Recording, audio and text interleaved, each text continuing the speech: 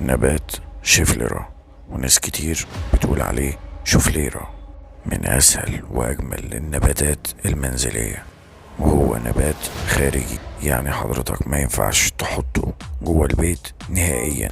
أول ما حضرتك تحطه جوه البيت أو جنب شباك أو جنب بلكونة هتلاقي أوراقه بتتساقط عشان قلة الإضاءة. يعني الناس اللي بتقول إن النبات ده ينفع داخلي وجوه البيت، للأسف الكلام ده كله غلط. وفي نفس الوقت مش غلط، كل واحد بيقول انه نبات داخلي بيقول من وجهة نظره. يعني دي 3 حالات انا عارضهم لحضرتك، بس الاضاءة بتختلف من كل مكان داخلي عن التاني.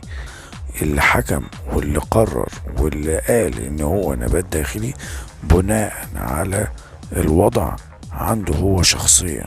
النبات كان شكله متغير، شكله مش طبيعي.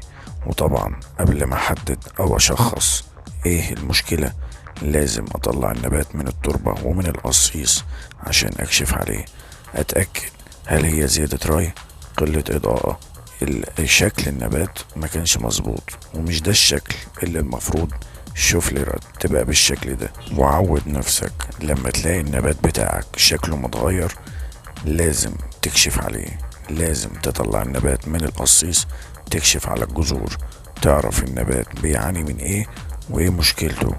اول حاجة تبتدي من الجذر، وبعد كده هتبتدي حضرتك بما انك بتسقيه كل يومين 3 عرضته للشمس ولا لا، هتقدر تشخص المرض او تشخص ايه نوع المشكلة اللي بيعاني منها عشان تشوف النبات ده في افضل حالاته. عود نفسك رش النبات ده بالبخاخ على الأقل كل أسبوع مرة، وتجنب الرش بالبخاخ بكثرة عشان ما يجيلوش إصابات فطرية. بالنسبة للتسميد فهو يفضل تسميد النبات ده كل 30 يوم بسماد NPK متعادل، وبكده تبقى المشكلة واضحة. واضح انهم عقلتين وكان في اختناق للجذور، الجذور دخلت على بعضها ولفت حوالين بعضها. النبات ده بيحب أشعة الشمس، ممكن من ساعة ل3 ساعات يوميا، وممكن برضو تعرضه لإضاءة عالية وساطعة قوية عشان يظهر في أفضل حالاته. لكن أكتر من 3 ساعات في الشمس أوراقه هتتحرق. الري بيكون عند جفاف سطح التربة لعمق 2 سنتي. ممكن حضرتك تحط صبعك في التربة بعمق 2 صابع، تتأكد من جفاف التربة عشان تجنب لتعفن الجذور. يفضل ان التربة تكون جيدة التصريف.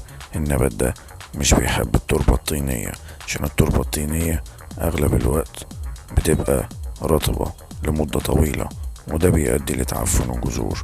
النبات ده بيحتاج تربة خفيفة سهلة التصريف، وتأكد من فتحات التصريف اللي موجودة أسفل القصيص، ودي أهم حاجة.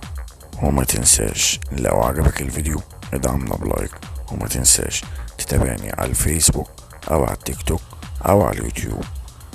ما تنساش، هستناك.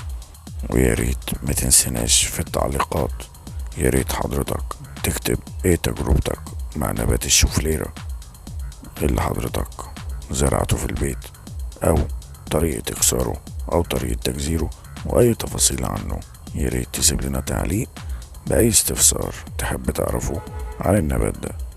وزي ما بنقول كل مرة لما تيجي تعمل عملية تقليم اي ساق واي عقلة حضرتك قصتها من النبات استفاد بيها واعمل لها تجزير.